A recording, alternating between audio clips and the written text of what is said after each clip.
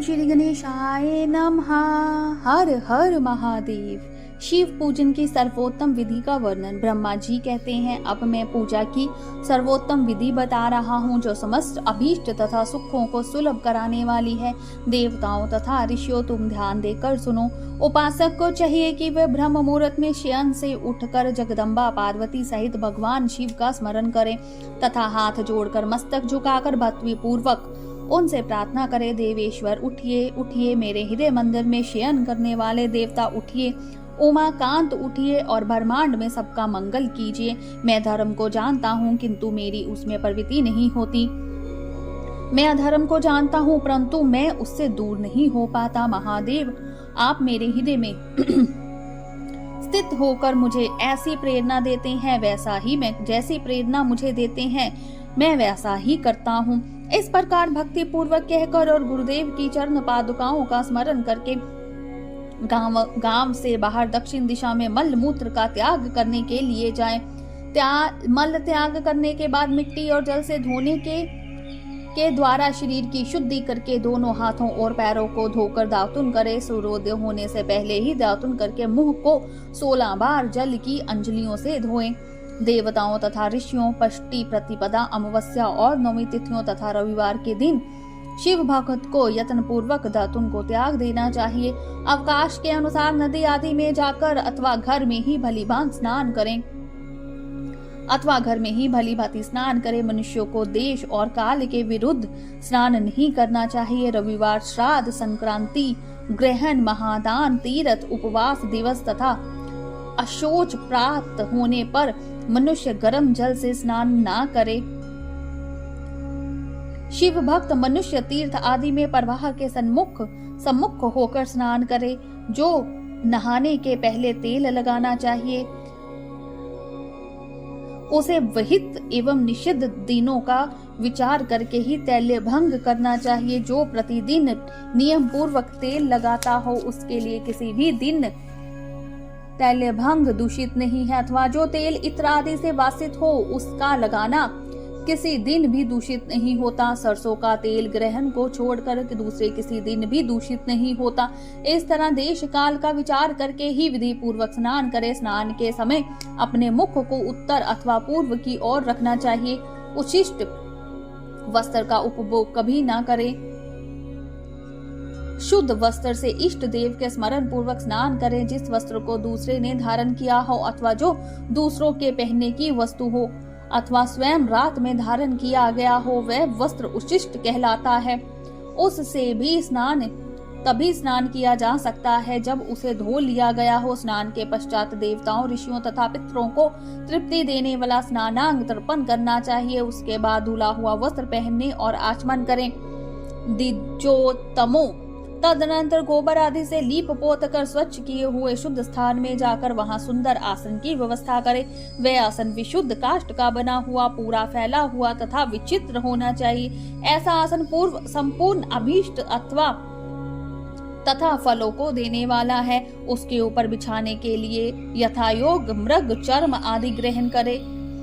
शुद्ध बुद्धि वाला पुरुष उस आसन पर बैठकर भस्म से त्रिपुंड लगाए। त्रिपुंड से जप, तप तथा दान सफल होता है। भस्म के अभाव में त्रिपुंड का साधन जल आदि बताया गया है।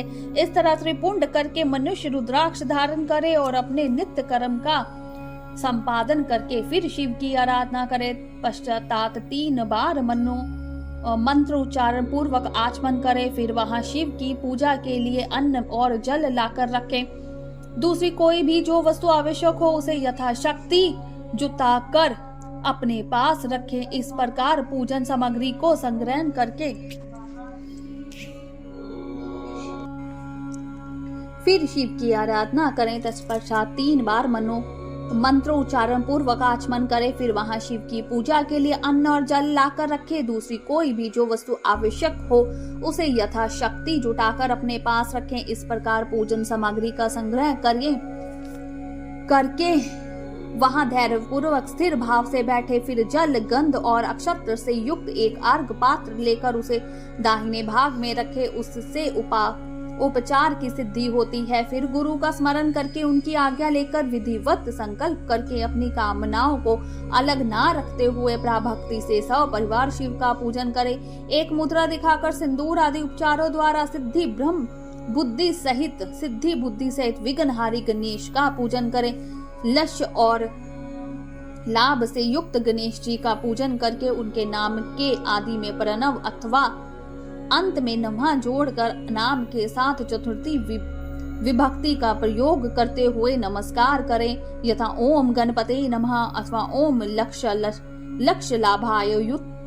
लाभायुताय सिद्धि बुद्धि सहिताय गणपते नमः। तदनंतर उनसे क्षमा प्रार्थना करके पूर्ण भाई कार्तिकेय सहित गणेश जी का प्राभक्ति से पूजन करके उन्हें बारंबार नमस्कार करें। तत्पश्चात सदा द्वार पर खड़े रहने वाले द्वारपाल महोदय का पूजन करके सती साध्वी गिरिराज नंदिनी उमा की पूजा करे। चंदन कुमकुम तथा धूप दीप आदि अनेक उपचारों तथा नाना प्रकार के नैवेद्य से शिवा का पूजन करके नमस्कार करके पश्चात साधक शिव जी के समीप जाए। यथा संभव अपने घर में मिट्टी सोना धान चांदी धातु या अन्य पारे आदि की शिव प्रतिमा बनाएं तथा उसे नमस्कार करके भक्ति प्रायण हो उसकी पूजा करे। उसकी पूजा हो जाने पर सभी देवता पूजित हो जाते हैं। मिट्टी का शिवलिंग बनाकर विधि पूर्वक उसकी स्थापना करें। अपने घर में रहने वाले लोगों को स्थापना संबंधी सभी नियमों का स्वतः पालन करना चाहिए। भूत शुद्धि एवं मात्र का न्यास करके प्राण प्रतिष्ठा करें। फिर शिवालय में दिक्पालों की कोई भी स्थापना करके उनकी पूजा करें। घर में सदा मल मूत्र का प्रयोग करके शिव जी की पूजा करनी चाहिए। वहाँ द्वारपालों के पूजन का स्वतः नियम नहीं है। भगवान शिव के समीप ही अपने लिए आसन की व्यवस्था करें। उस समय उत्तराभिमुख मुख होकर बैठकर फिर आचमन करें। उसके बाद दोनों हाथ जोड़कर तब प्राणायाम करे। प्राणायाम काल में मनुष्य को मल मूत्र की 10 आवृत्तियां करनी चाहिए। हाथों से 5 मुद्राएं दिखाए वह पूजा का आवश्यक अंग है।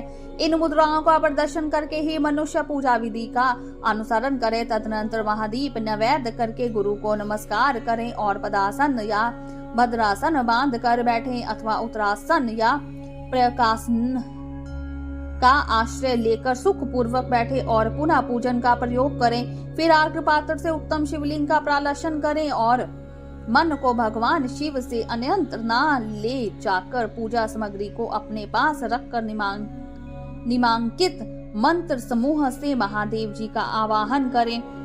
आवाहन जो कैलाश के शिखर पर निवास करते हैं, पार्वती देवी के पति हैं, समस्त देवताओं से उत्तम है, जिनके स्वरूप का शास्त्रों में यथावत वर्णन किया गया है, जो निर्गुण होते हुए भी गुण रूप हैं, जिनके 5 मुख 10 भुजाएं और प्रत्येक मुखमंडल में 3-3 नेत्र हैं, जिनकी ध्वजा पर वृषभ का चिन्ह अंकित है, अंग कांति कपूर समान गौरव है, जो दिव्य रूपधारी चंद्रमा रूपी मुकुट से सुशोभित तथा सिर पर जटाजूट धारण करने वाले हैं, जो हाथी की खाल पहनते और वाघ चरम ओढ़ते हैं, जिनका स्वरूप शुभ है, जिनके अंगों में वासुकी आदि नाग लिपटे रहते हैं, जो पिनाक आदि आयुध धारण करते हैं, जिनके आगे 8 सिद्धियां निरंतर नृत्य करती रहती हैं, भक्त समुदाय जय जयकार करते हुए जिनकी सेवा में लगे रहते हैं, 10 तेज के कारण जिनकी ओर देखना भी कठिन है, जो देवताओं से सेवित तथा संपूर्ण प्राणियों को शरण देने वाले हैं, जिनका मुखार विंद प्रसन्नता से खिला हुआ है, वेदों और शास्त्रों ने जिनकी महिमा का यथावत गान किया है, विष्णु और ब्रह्मा